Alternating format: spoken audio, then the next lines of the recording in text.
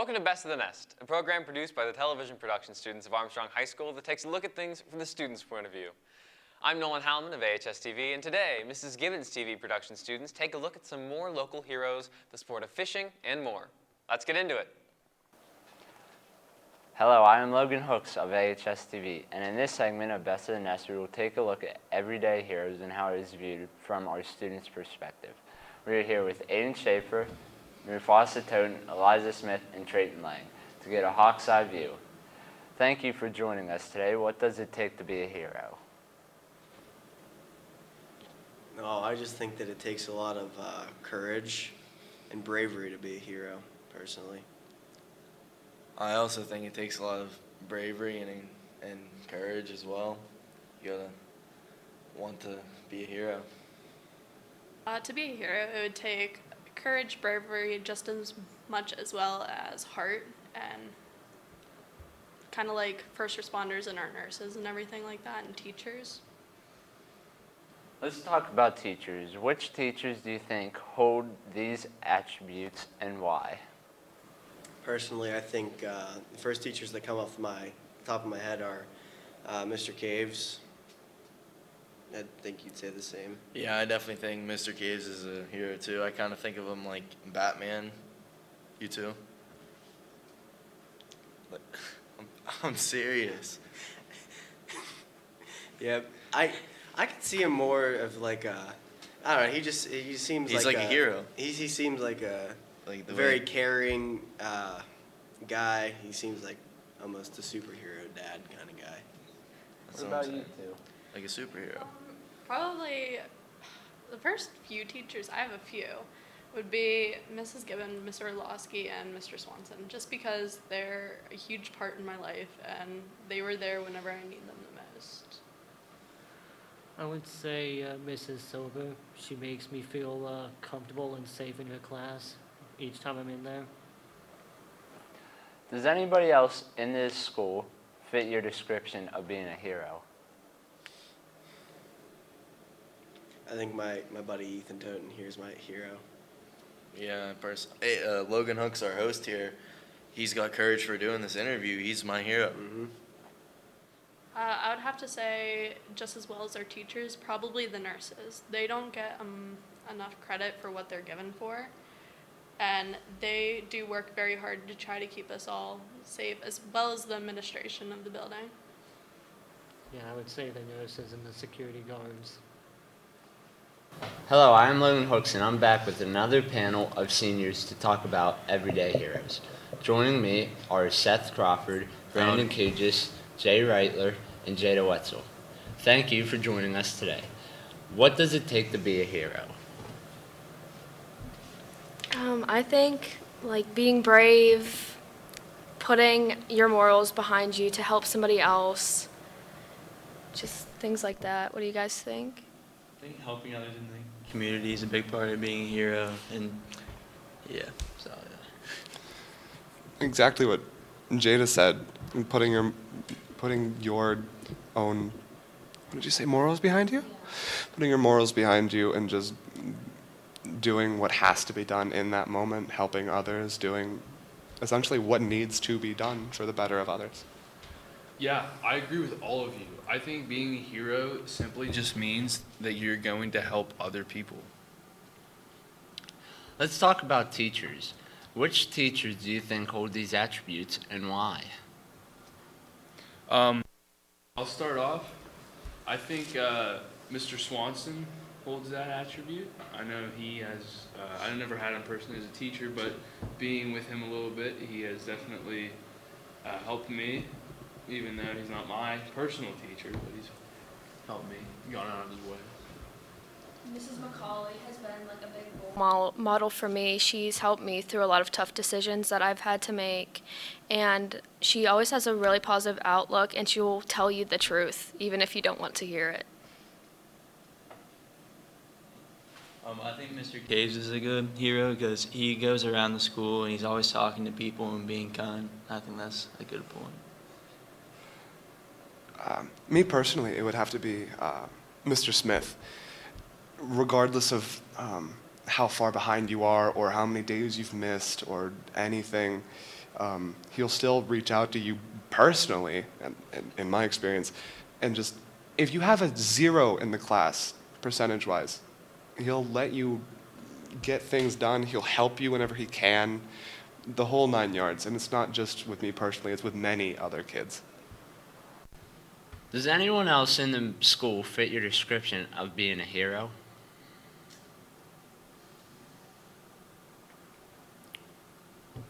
I would say Mrs. Reitler, because she is obviously my own mother. And if you don't have your own parental figure as one of the most heroic figures in your life, you really can't call it a heroic figure, personally. Well, obviously we have security staff here, which keeps us safe every day, which, I mean, that's their job, and I appreciate them every single day for that. Yeah, I think my friends are heroes. Just a few here, Jada, Seth, Logan, and Jay, and everybody back there. Like, even though you don't talk to people personally, they still make an impact on your day, even if it's not a good one, which we hope it's a good one. But they still make an impact, and I feel like the people that go forth and try to make other people's days better are heroes, especially in the school setting. So that's all I got. I would have to agree with Brandon on that, because I think friends can impact your whole day. Like, if you're nice to them and make a compliment to somebody, then that could change your whole mood for a day. What has been your most memorable moment with one of your school heroes?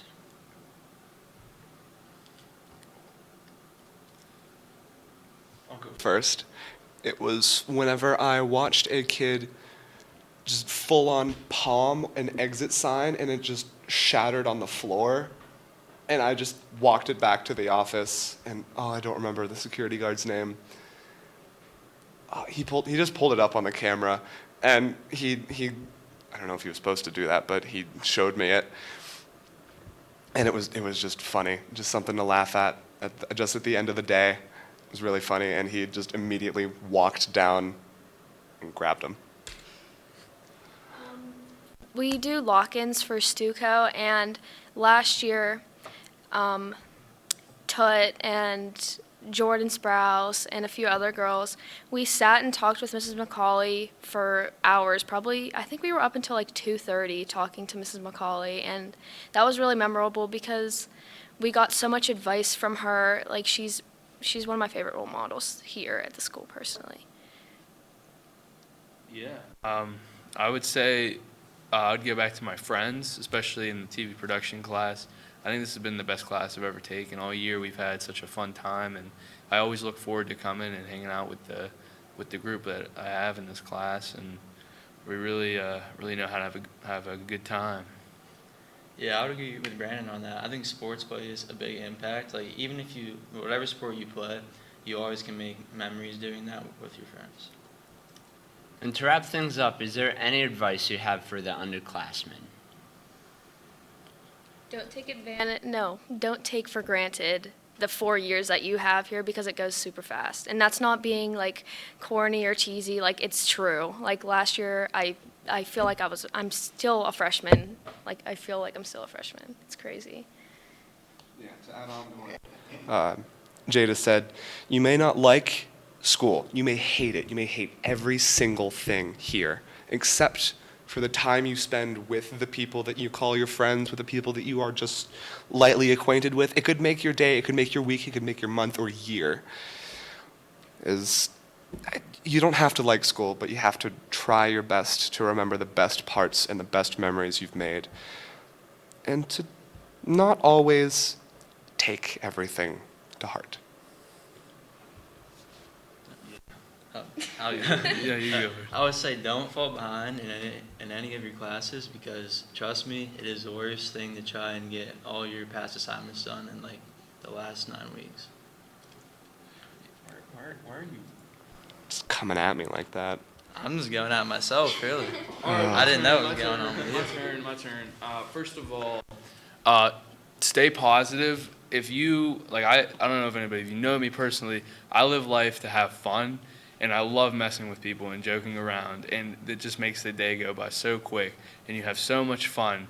And I mean, I think, in my opinion, that's what high school is about. Like, yeah, you come here to get an education, that should be your first thing, but at the same You're time, literally forced to you're- stay with yeah. your friends all day. like you have to make the best out of what you have, and that's kind of what I'm going at here is, life can change like the snap of a finger, so you have to just enjoy the time that you have every chance you get. Like, I know there's been times where I've been taking tests and I literally just start laughing, like for no reason, because I'm just trying to enjoy it. Even though it's a test, I just don't care. Like, I want to enjoy my time while I have it, and that's what I think everybody should do. Well spoken. Thank you for joining us today to get a Hawk's Eye view on everyday heroes. Until next time, I'm Logan Hooks of AHS-TV. Keep on soaring.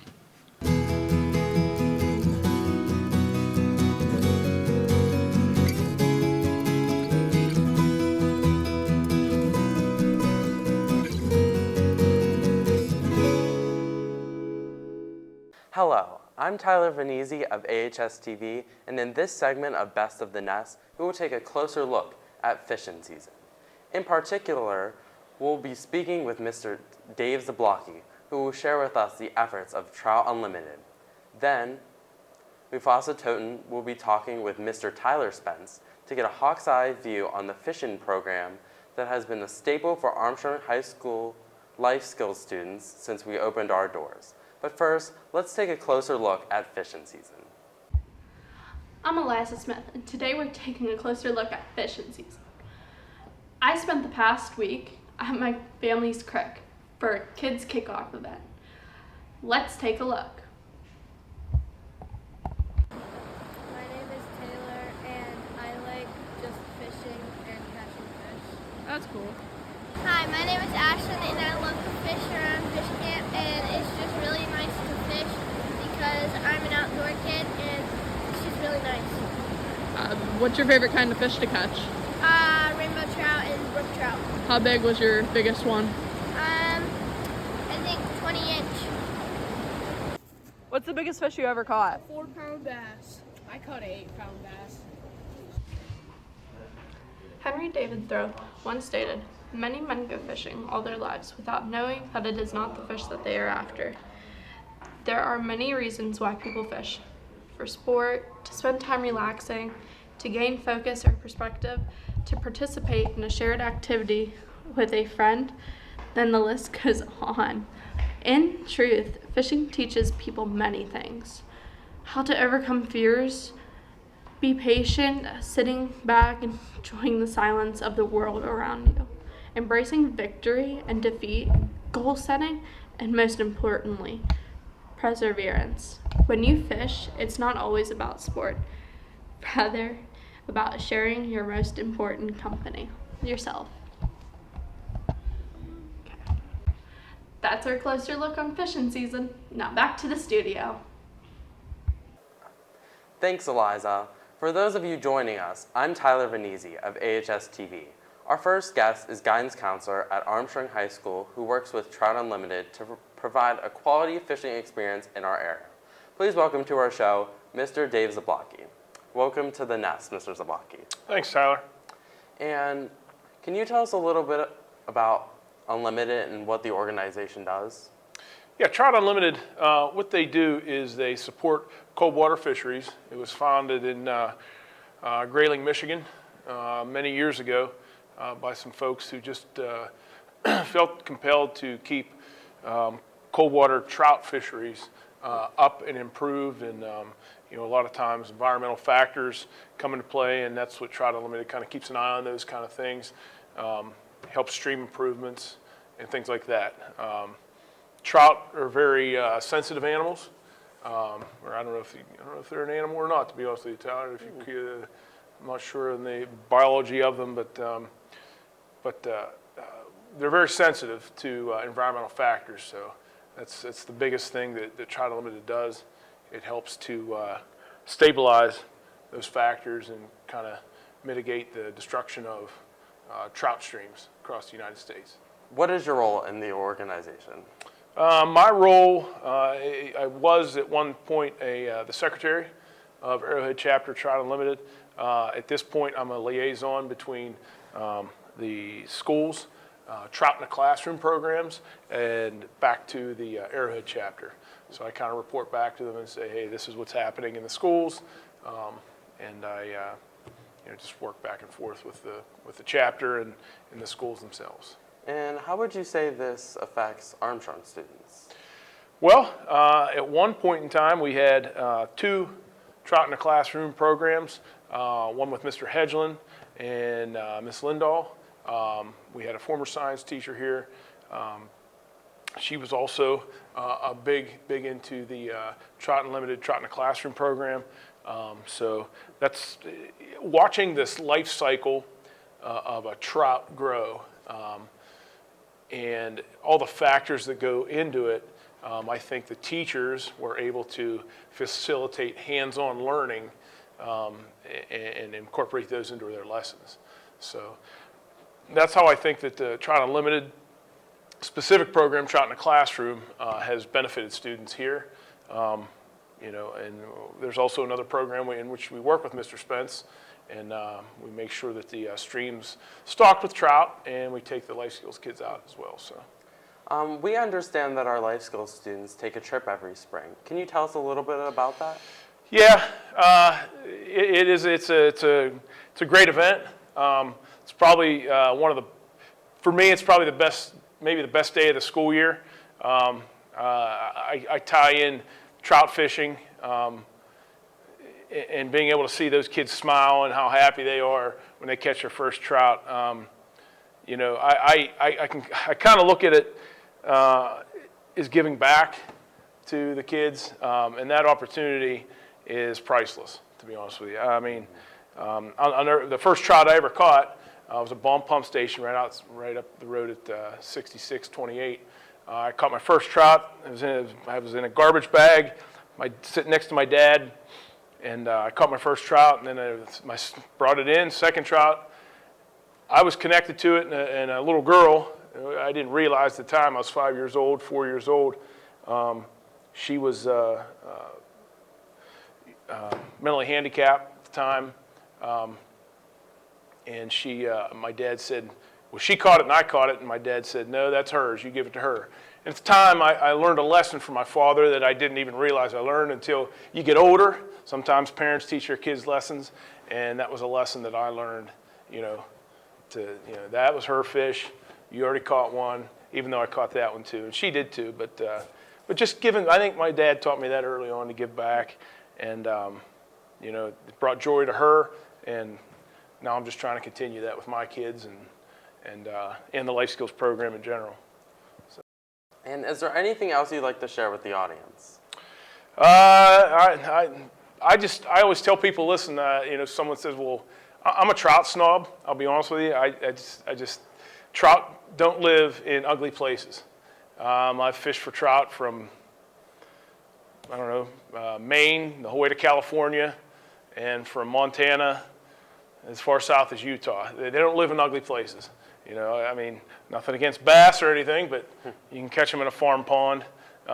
And some people may think that's the best thing in the world, but I like staring at the Rocky Mountains and mountains in general, and being in cold water. I just think there's something to it. There's something magical about catching a trout, but yeah. And finally, if you could fish with anyone in the whole world, who would it be? Oh, for sure, without a doubt, that'd be my dad.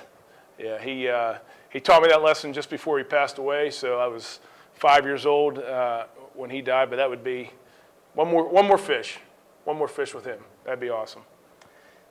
Thank you, Mr. Zablocki, for joining us today to get the hawk's eye view on fishing season. Now let's turn it over to our co-host, Mufasa Toten. Our next guest is a teacher at Armstrong High School, along with a student in his class. Welcome, Mr. Tyler Spence and Miss Selena Frederick. Glad to be here. Thanks for having us. Mr. Spence, can you tell us a little about your day? Yeah, here at Armstrong High School, I teach junior high life skills students, 7th and 8th graders typically. We teach the kids a lot of the average daily living skills that they may need in the future. A lot of personal hygiene stuff, how to, apply for jobs and fill out resumes and things that kind of help them function throughout the day. Can you tell us a little bit about your experience with fishing? Yeah, I actually have fished, oh man, probably since I was, I'd say at least 8 or 9. Did a lot of river fishing, a lot of trout fishing up in the mountains with my grandfather and dad, and now kind of carried on that tradition with my friends right now and my 2 sons. Mr. Spence, can you tell us a little bit about your annual fishing trip with your students? Yeah, once a year, we actually head to one of the paras in my classroom, her property, out past Worthington there, and the students are able to fish all day long, and Mr. Zablocki from Trout Unlimited helped, he kind of coordinates the stocking of the fish and setting everything up, and helps with supplying some fishing poles and things. We get the bait, and the kids enjoy themselves. They have all day to fish. They get there, they fish, and then about, I'd say 11 or so, they stop and eat some lunch. We have some people donate some items, they'll eat lunch, and after that they fish until about right around 1 o'clock, and then we head for home. So, can you share with our audience how this special fishing day with your students started? Yeah, it actually kind of started one day, just Mr. Zablocki, I don't know if you know him or not, he's a pretty big fisherman, and we were talking about it in class, and a couple of the other kids that were in the classroom happened to say that they've never caught a fish before, and he said, we can't have that. So he kind of got together with Trout Unlimited and kind of set it up. He's pretty good family friends with the para in my room, Kathy, so he kind of knew what she had there already, and they've actually got a few grants from somewhere in Armstrong County, I'm not sure where. They're actually going to expand it to include the other side of the creek. So it's a pretty big project. Hopefully it'll be completed by maybe next year sometime. Selena, are there any special memories of this trip that you'd like to share with our audience? I caught my first fish, and it's called a trout. You're correct, yes. How about you, Mr. Spence? Are there any special memories of this trip that you'd like to share with our audience? Probably the biggest thing I would say is definitely just Mr. Zablocki handpicks a few of the kids that he knows, likes to fish and does a lot of outdoorsy stuff. We bring them along as helpers, and those helpers have come up and said how much they enjoy the day being there with our kids, and it's almost a one-on-one. So I don't know if you've ever fished before, but it's a lot of baiting, a lot of time, and they work with those kids, and they show them some of the things that work, and the kids get pretty excited to, like I know Selena just said, catching her first fish, and just the overall process. Why do you think this program is so important? Probably it just gives you a different view of the kids. Normally you see them in that academic setting, pencil, paper, hands-on little activities at their desk. You kind of really get to see the personality of the kids, the helpers, our students kind of interacting with one another. And by the end of the day, they're usually pretty good friends being with each other all day. And then when we come back to school, they see them in the hallways, they'll say hello. Kind of makes it easy to form those friendships. And to wrap things up, if you could fish with anyone in the whole world, who would it be and why? You want to go first, Selena? Go ahead. I think it would be my whole classroom. Okay. I'd probably go with Jimmy Houston. He's a famous fisherman. He would always, catch a bunch of fish, kiss them, throw them back, and he's kind of a wild personality. So I always joke with the kids when they catch them there with us that they need to, kiss them before they throw them back. But Selena wouldn't do it. So probably him. Thank you, Mr. Spence and Selena, for joining us today. Get the Hawk's Eye view on fishing season. Until next time, I'm Mufasa Toten of AHS-TV. Keep on soaring. All your professors, all of them, they know that all it takes is one dreamer with passion, one person, and they hope in each of you that you might be that one who makes a longer lasting light bulb, who writes music for the ages, who reaches into the mind and discovers a new star, and who can change the world of a 5th grader. We're gathered here to hope in you. Well, that's our show for this week. Best of the Nest is a production of the students enrolled in television production courses at Armstrong High School. Join us again next time for a look at some of the unique things happening in and around Armstrong High School from the students' point of view. Until then, from our nest to yours, have a great week.